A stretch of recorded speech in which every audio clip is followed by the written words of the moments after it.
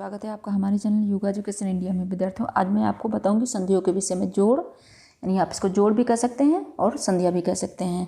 तो चलिए आप इसको ध्यान से समझें और नोट भी तैयार करें, क्योंकि मुख्य मुख्य पॉइंटों को ही हमने नोट किया है। शरीर में जहाँ कहीं दो या दो से अधिक अस्थियाँ आपस में जुड़ती हैं वहाँ जोड़ या संधि बनती है। आप उसको जोड़ कहें या संधि कहें। छोटी बड़ी अस्थियों के जुड़ने के कारण शरीर को गति करने की क्षमता प्राप्त होती है। ये आपने समझ लिया। अब रचना के आधार पर इनके कितने प्रकार हैं? संधियों के रचना के आधार पर 3 प्रकार हैं। यह नोट करें, यही क्वेश्चन में पूछा जाएगा। यानी कितने प्रकार? तो 3 प्रकार हैं। वे हैं सूत्रक संधि, उपास्थि संधि और स्नेहक संधि। कौन से हैं 3 प्रकार? सूत्रक संधि, उपास्थि संधि और स्नेहक संधि। विद्यार्थियों, सूत्रक को थोड़ा समझ लें ताकि आपको याद करने में आसानी रहेगी। सूत्रक संधि में 2 अस्थियां सूत्रों से निर्मित एक सीट या चादर से आपस में संबंधित रहती हैं और इसी के सहारे गति भी करती हैं, सूत्रक संधि। और उपास्थि में संधि स्थल पर उपास्थि की सीट अथवा डिस्क लगी रहती है।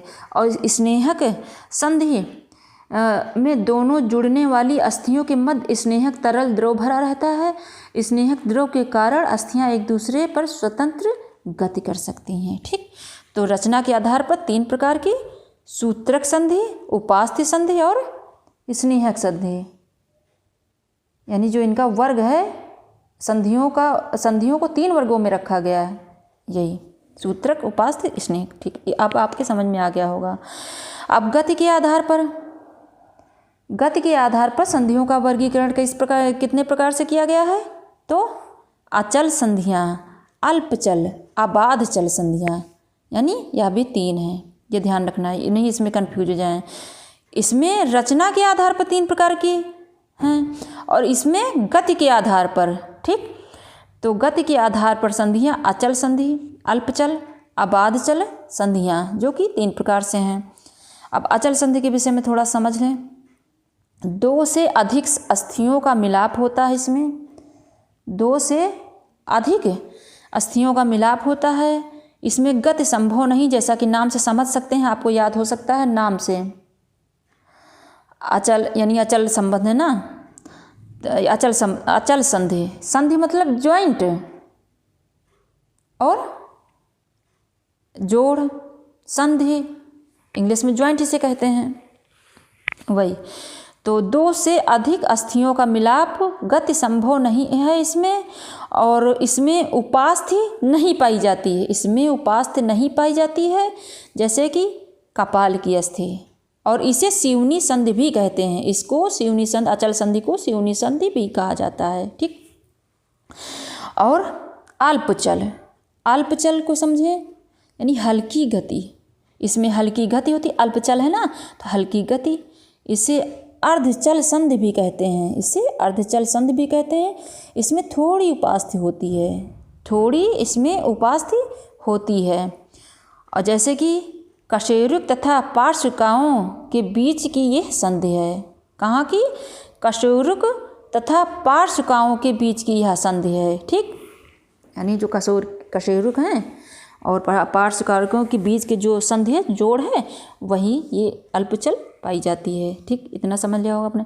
अब अबाधचल को समझ लें कि काफ़ी अधिक गति करने की क्षमता है इसमें, बहुत ज़्यादा गति करने की क्षमता है अबाधचल में। और सभी जुड़ने वाली अस्थियों के बीच उपास्थि यानी कार्टिलेज रहती है। यह उपास्थि कार्टिलेज रहती है, यानी काफ़ी अधिक गति करने की क्षमता होती है इसमें, और सभी जुड़ने वाली अस्थियों के बीच यह उपास्थि रहती है। ठीक, उपास्थि को कार्टिलाइज कहते हैं। अब आगे बढ़ते हैं। अबाधचल संधियों के भी प्रकार हैं, इसको समझ लें। अबाधचल की संधियों के प्रकार हैं, क्योंकि इसमें अधिक मात्रा में गति रहता है ना, तो और सभी जुड़ने वाली अस्थियों के बीच यह पाई जाती है। तो ये इसके अंतर्गत कंदूक, उलूखल, कोर, धुराग्र, संसर्पी संधि 4 प्रकार की। इस अबाधचल की संधियों के कितने प्रकार हैं? 4 प्रकार हैं, कंदूक उखूखल, कंदूक उलूखल, कोर, धुराग्र और संसर्पी यानी संसर्पी संधि, 4 प्रकार की। तो कंदूक के बारे में थोड़ा सा समझ लें। स्कंद तथा नितंब की संधियाँ इसमें हैं। इसमें कंदूक के अंतर्गत स्कंद तथा नितंब की संधियाँ हैं। अत्यधिक गति करती हैं, यानी अत्यधिक गति करने वाली अत्यधिक गति क्षमता इनमें होती है। इनकी गति प्रत्येक दिशाओं में हो सकती है, यानी मूव हो सकती है। प्रत्येक दिशाओं में ये मूव हो सकती हैं। जैसे कि बाहु तथा उर को हम थोड़ा बहुत सभी दिशाओं में घुमा सकते हैं। अब चलें कोर संधि को समझें। इसे चूलदार संधि भी कहते हैं। कोर संधि, अगर कहीं चूलदार संधि लिखा रहा तो आप समझ लेना कि कोर संधि के विषय में ही पूछा जा रहा है। कब्जे के सहारे किवाड़ एक ओर तो पूरी तरह से खुलते हैं, लेकिन दूसरी ओर नहीं मुड़ते हैं, यानी नहीं खुलते हैं दूसरी तरफ।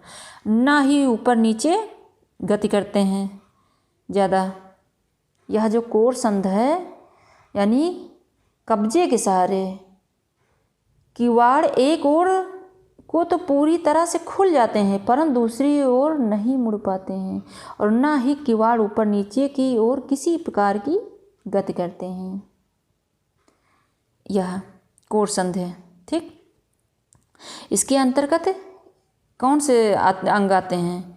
कोहनी, घुटना, जबड़ा, टखना, अंगुलियाँ। आप अब ध्यान दें, आपको याद हो जाएगा, इसी वक्त याद हो जाएगा। कोर संधि के अंतर्गत कोहनी, घुटना, जबड़ा, टखना, अंगुलियाँ, यानी कोहनी, घुटने, जबड़े, टखने, अंगुलियाँ आती हैं। एक किवाड़ की तरह खुलती नहीं है। कोहनी है पीछे की तरफ, हाथ पीछे की तरफ कहाँ मूव होता है। घुटना क्या जो है, जिस तरह आप पीछे की तरफ पैर मोड़ लेते हैं, ऊपर मूव कर सकते हैं? नहीं कर सकते हैं। वही सब सीधा हो जाएगा पैर, लेकिन पलट कर कहाँ मुड़ जाएगा। यही सब। अब धुराग्र को समझ लें थोड़ा, कि कई प्रकार की एक अस्थि में कील या धुरी के समान ऊपर निकला हुआ भाग रहता है। जो धुराग्र है, कई प्रकार की एक अस्थि में कील या धुरी के समान ऊपर निकला हुआ भाग रहता है। उसमें संधि बनाने वाली दूसरी अस्थि में फंसकर समा जाने योग्य छिद्र रहता है।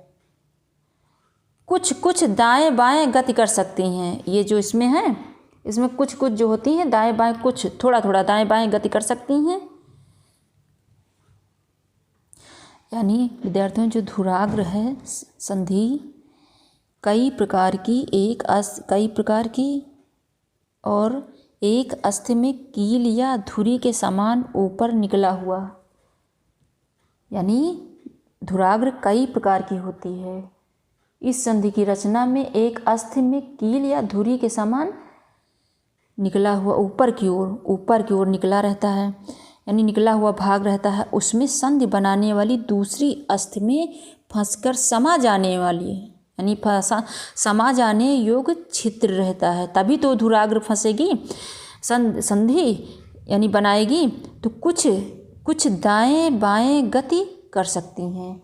यानी जो ये होता है छिद्र रहता है, तो इसमें कील के ऊपर फंसी छिद्र युक्त अस्थि कील के ही सहारे कुछ दाहिने बाएं गति कर सकती हैं। और ऐसी संधि में क्या आता है? ग्रीवा। ऐसी संधि ग्रीवा के प्रथम एवं द्वितीय कशोरिक अर्थात एटलस एवं एक्सस में रहती है। यह एटलस एवं एक्सस में रहती है। ठीक, यानी यह ग्रीवा के प्रथम एवं द्वितीय कशोरिक अर्थात एटलस एवं एक्सस में यह रहती है संधि। ठीक, इतना आप याद रखें, ग्रीवा याद रखें, आपको आसानी समझ में आ जाएगा। और संसर्पी संधि यानी फिसलने वाली संधि होती है। यह फिसलने वाली संधि होती है, सीमित गति क्षमता होती है इसमें, और कशेरुक दंड आदि में यह पाई जाती है। तो आशा करते हैं आपने संधियों के विषय में आपने अच्छे से समझ लिया होगा। जहाँ कहीं ना समझ में आए कमेंट बॉक्स में शेयर करें, मैं आपको दोबारा समझा दूँगी। अगर आप हमारे चैनल पर नए हैं तो सबसे पहले मेरे चैनल को सब्सक्राइब करें, बेल आइकन जरूर प्रेस करिएगा, ताकि जैसे मैं वीडियो अपलोड करूँ आपको तुरंत नोटिफिकेशन प्राप्त हो सके। खुद देखिए, दूसरे बच्चों को ज़रूर शेयर करिए। और यहाँ पर मैंने मेन पॉइंट ही रखा है। धन्यवाद विद्यार्थियों।